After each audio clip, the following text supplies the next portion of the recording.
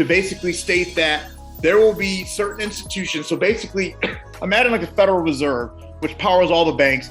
If 10% or whatever our population, it's always equated to the population of African American society. But if the Federal Reserve, and inherently, which had all the freaking licenses for doling out capital or the blood that powers the economy, maybe it was linked to the black population as our permanent entitled reparation.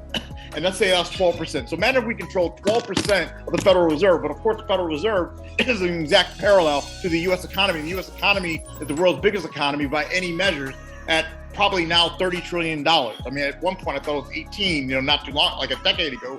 Now they're saying it's about 30 trillion. So $30 trillion, imagine if we had 10% of that, right? That's $3 trillion. That's 1.5 times the GDP of freaking the entire continent of Africa, which will be the United States of Africa, because that's what this is all about. Because by the end of this century, the end of the 21st century, we will see the world's population as it reaches towards 11 billion. We'll see that all the big mega centers, cities like Lagos, Kinshasa, Dar es Salaam, and all these others approaching 100 million population each. That's where the power is going to shift. So everything's going to go from the United States of America to the United States of Africa. That's what this is all about. So an opportunity for us now is to demand in government, in Congress, that we demand the rebirth of the Freedmen's Banks 2.0, which is now going to be ultimately for this new Fed that's going to be set up, this virtual Fed that's going to be set up, because there will be a regulator. We demand at least, a minimum of 10%, but it always shifts to our population. So we get to 30%, boom, for that year, we get 30% of all the revenue that comes to the Federal Reserve in terms of access to capital. Basically means we should control at least 1/3 of the banks. All right. Now, how is that? That they exterminated. I mean, there were black people over there, black people here. Coca-Cola perfectly says it, right? Coca came from the black people here. Cola came from the black people there. And they just yeah. Oh, and then we branded it, and then Coca-Cola. Well, my point is that what was I saying?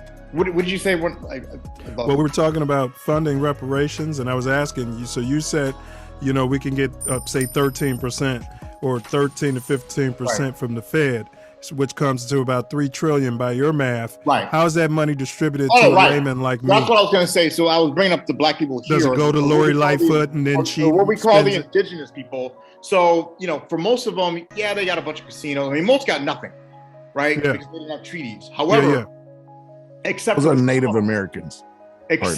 I know that, but except for the Seminoles are the only United States recognized First Nations people in this continental United States that ultimately probably applies to the territories as well, who actually enacted a treaty. That's why they own the Hard Rock Casino hotel chain.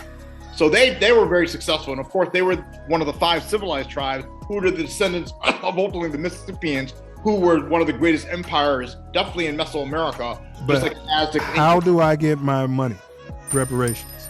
So what I'm saying is, if we demand and have a movement to ultimately, for these new charters, like for example, we can go to freaking state capital, Wyoming right now, where they are actually doling out the actual licenses. Remember in the movie Casino, remember in Godfather Part 2?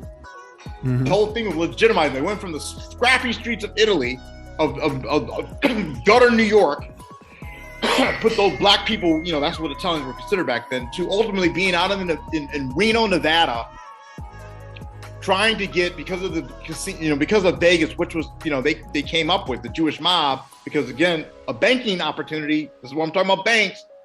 They ultimately were lobbying all the, the senators and everybody on the ground, state, local, and federal, to make sure that not only they got the charter, but they ultimately had a percentage of what would become one of the greatest business commercial centers ever created, with that being Las Vegas, and the entire gaming industry that parlayed off of that, right? Gotcha. I mean, which went into other entertainment sections like cable TV and things like that.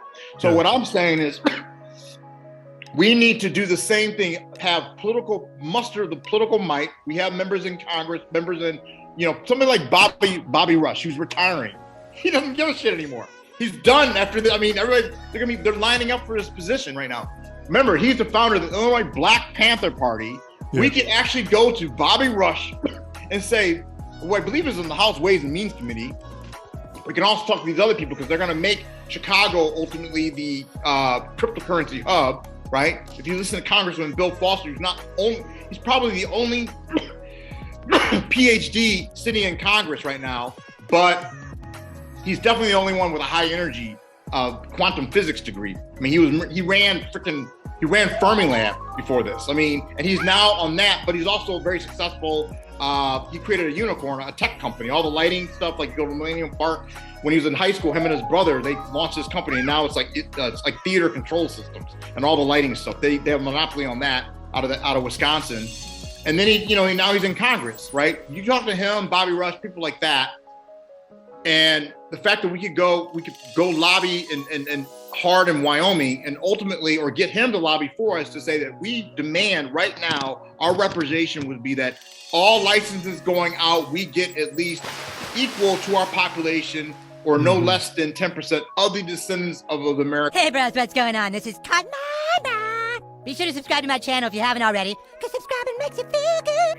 Do you still have them?